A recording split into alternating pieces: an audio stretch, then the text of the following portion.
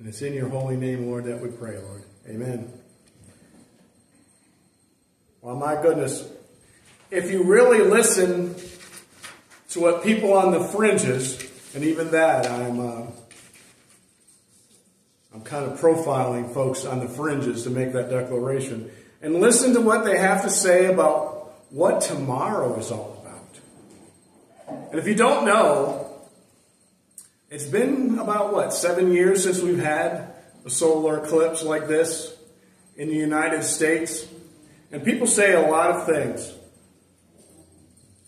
And I at times I say, I know you're my brother and my sister in the Lord, and I love you.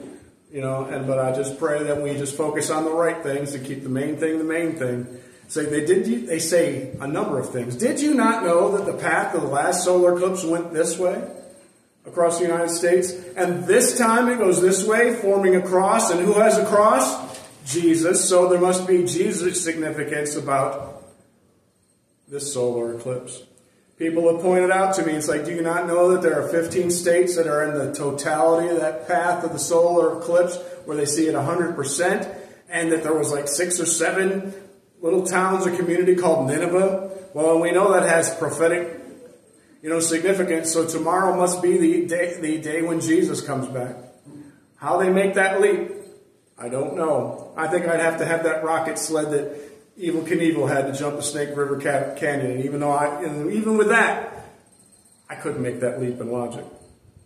Did you know that Canada declared a state of emergency because of all the traffic and all the cluster and confusion about what tomorrow will bring? I mean, there are little states in the northeast part of the United States that may just have 100,000 extra people in their community, clogging up the highway. Some people will just go against common sense and they'll clog up the major traffic arteries and pull off to the side of the road and just jam up traffic for miles. That there are 31 million people in the path of seeing that eclipse like that. The path of totality. 15 states. Over 60 schools in Illinois are just shutting down because they have concerns about all the traffic and confusion. I was told that down in Texas, that plane ticket prices had risen almost to $2,000 just to get down there for what? Less than 5 minutes of activity? And I can only imagine that hotels that were charging a couple $100 a night for a good place to stay, saw that as an opportunity. What did P.T. Barnum say? There's a sucker born every minute. Here's one coming right now. Even I got caught up, and that's not saying I'm just a wise man who should know better. In my hometown of Bradford, Pennsylvania, the home of Zippo lighters, they are releasing some gold-plated lighters, only 100 of them, and only in the store, with the solar eclipse symbol on them. And I've got friends who are looking for their lighter for me, not the gold-plated one, the normal-priced one. And it happens that they say they'll be in town, and they'll be in the store, and maybe they'll get me one. Why? I don't know. You can pray for me.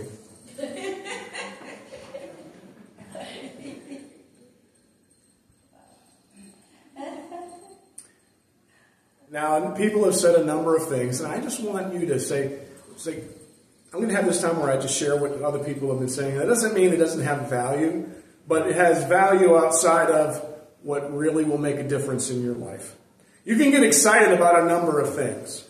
You can marvel at, I was at the home opener for the Pirates, and I saw the sun, I saw rain, I saw snow, I saw sleet, all in the span of a couple hours. If I say, oh Lord, I'm not sure, and then I'd just be like some of these other people, oh Lord, I'm not sure what you're going to tell me. Maybe Monday is the end of the world.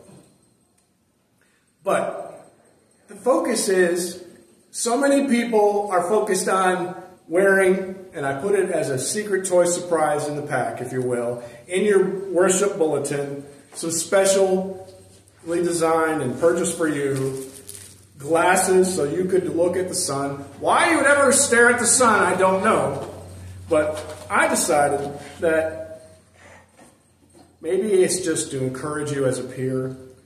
Instead of little cardboard glasses, since, I was representing, I've got my own special glasses. I can't see a thing, so we put those on. But with that, like, what do they say? A sucker is born every minute. I happen to love moon pies. And years ago, my son David got me a tin of moon pies that we have dealt with. And why am I carrying on about moon pies? Because the moon is going to do what? Eclipse the sun. And the people over at Moon Pie decided what they wanted to do is release some solar eclipse survival kit moon pies. Why they're banana, I don't know. And if you wanted to spend $10, you could get 2 cheap pair of sunglasses and 6 pieces of candy that you could sit there at your watch party and put on your glasses and eat the moon pies and, I don't know, drink your favorite cold beverage and just say, oh, look at that, I can't see the sun for 3 minutes. Can you imagine people are going to travel hundreds of miles just so they can't see something for a few minutes? But the main thing is, you say, why would people do that? And I'm not speculating because I know why. You know what Jesus said why? He says that men would rather seek out darkness than the light. We are drawn to the darkness even though we should be drawn to the light. I mean, usually I reflect on these verses when it's Christmas time out of Isaiah 60. And you remember what happened? Just after Christmas, we talked about the coming of the wise men. They saw a sign in the sky. Now, they didn't spend $2,000 on a plane ticket, but they took a long ride from the east on donkeys and camels and all of that to show up when it said in Isaiah 60, arise, shine, for your light has come, for the glory of the Lord rises among you. See, darkness covers the earth, and thick darkness is over peoples, but the Lord rises upon you, and in glory appears to you. Nations will come to your light, and the kings to the brightness of your dawn. Usually the world has inverted values. Do you realize what God says is important, the world dismisses, and what we say is important, the world just has no idea what we're talking about? When the world says you should gather more and Jesus says you can do with less, just focus on the thing. Knowing me, the Lord went around practically homeless with no pillows, no places, no house. But yet he changed the world and brought people into the kingdom. You say, but I want to hear about what the crazy talk is. You say, well, in a minute. But realize it's the relationship not with the lack of the Son, but the Son, S-O-N. For God so loved the world that he gave us his only begotten Son, and whoever believes in him will not perish but have everlasting life. And now for the crazy part. Now when I say that, don't go home and say, Pastor Bob said you were crazy to say that. You know, they say that text without context is pretext. I was not the first one to say that. But there are people who come out of the woodwork and point to this much of a Bible verse without looking at the other part where you say, well, that doesn't fit at all. It doesn't matter if it fits at all. It's like what I just shared with you must be important. And because it involves the sun and the moon, it must be true. Jesus spoke about signs to know when he was coming back. In Matthew chapter 24, verses 29 and following, it says, immediately after the distress of those days, he said, the sun will be darkened, and the moon will not give off its light, and the stars will fall from the sky, and heavenly bodies will be shaken. Then there will be a sign of the Son of Man of heaven, and all the peoples of earth will mourn when they see the Son of Man coming from the clouds of heaven with great power and glory. And he will send his angels with a loud trumpet call, and they will gather his elect from the four winds, from one end of the heavens to the other. You say, wait a minute. It did mention that Jesus is coming back. And it did mention the sun and the moon. He's saying, you know what? And Monday there's something going on with the sun and moon. So Jesus must be coming back.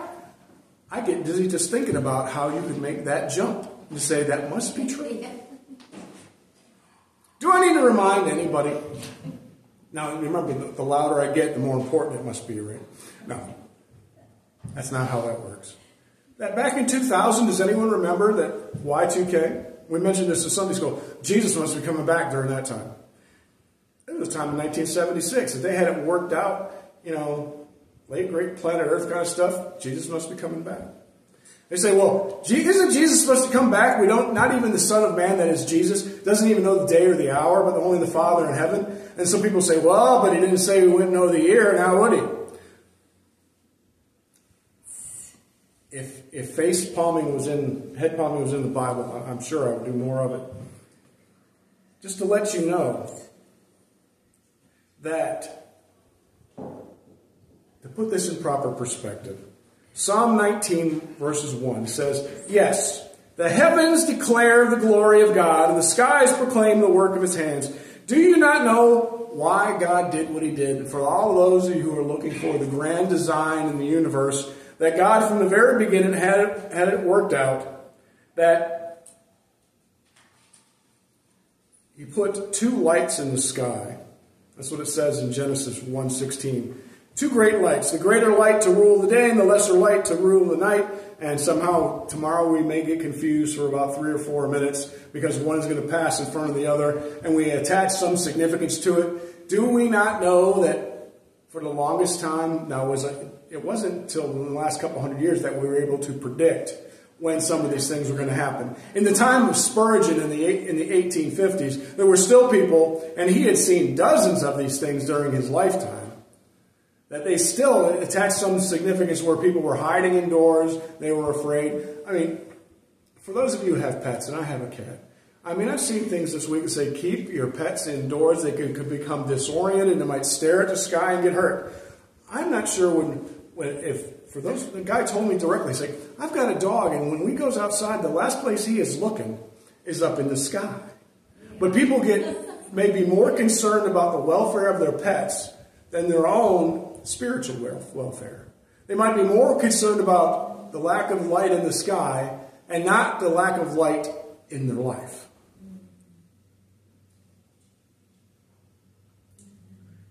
The truth is, we get caught up with so many things where you just scratch your head and say, I don't know why they would do that. If there was as I read this article, there was a lockdown there's going to be a lockdown in this prison in New York.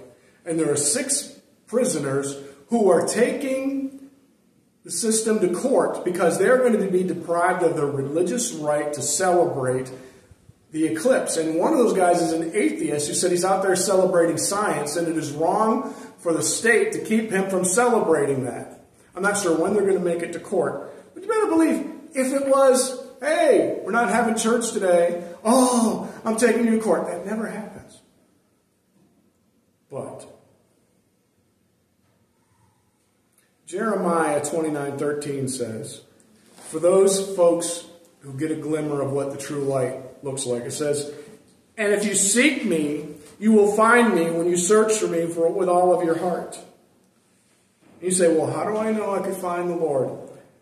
Prophet Isaiah chapter 55 verse 6 says, seek the Lord while he may be found. Call upon him when he is near. And you say, can he be found at this time? Is the Lord near? Why, yes. Until Jesus comes back, and that could be any day. But before that, you have the opportunity to know the Son, not the sun in the sky, which you can't have a personal relationship with. And my goodness, we think that we have control. I think part of it is control of the situation. We put on our special glasses, we pay exorbitant prices for souvenirs, and we travel halfway across the country to see something that's not even really there, and you need glasses to protect yourself from it. But when you realize what really goes on, if you're seeking the Son, Paul said to Timothy in 1 Timothy chapter 6, he says, God is the blessed one, the only ruler, the only King of kings, the Lord of lords. He alone is immortal, and he alone lives in the unapproachable light that no one is actually able to see or withstand. But yet, God makes a way for all of us to bask in his glory. I'm reminded of what Moses said to God. And that was a long time ago. He said, let me see your glory. And this is the only connection, if I were to quote a verse. It's like, he needed to be shielded from that. He needed to be put in the cleft of the rock. And even then he could only see a glimmer of God's glory. Maybe that was kind of like the divine version of putting on these little specks so we wouldn't be blinded by the light. But there, it was for good purposes. We do this out of our own design, our own glorification, our own, so we could just check that off on our bucket list and say, I went to see what could not be seen and I didn't see it, but we had a good time. Now you compare that to what can be experienced, what can be known, who put all this together with such precision so we could go out and have our watch parties, we could clog up traffic and do this.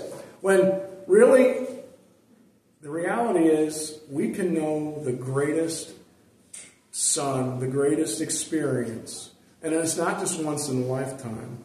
I mean, because God is available all the time, but when you know Him, that is a once in a lifetime event.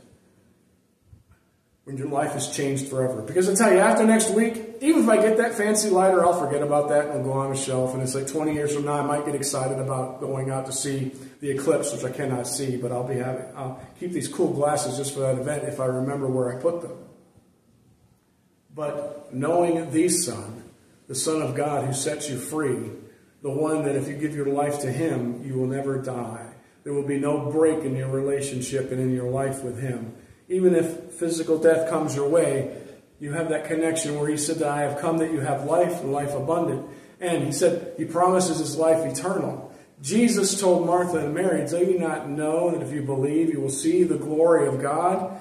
Do you not know that by faith you will live forever? And I don't care how much you spend on your sunglasses to not see the sun. What God offers, His Son, will make the difference forever in your life.